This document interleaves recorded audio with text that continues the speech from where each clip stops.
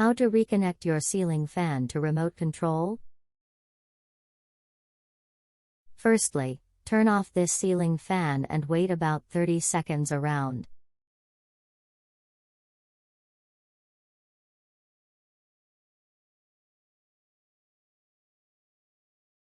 Press and hold pair button for about 10 seconds.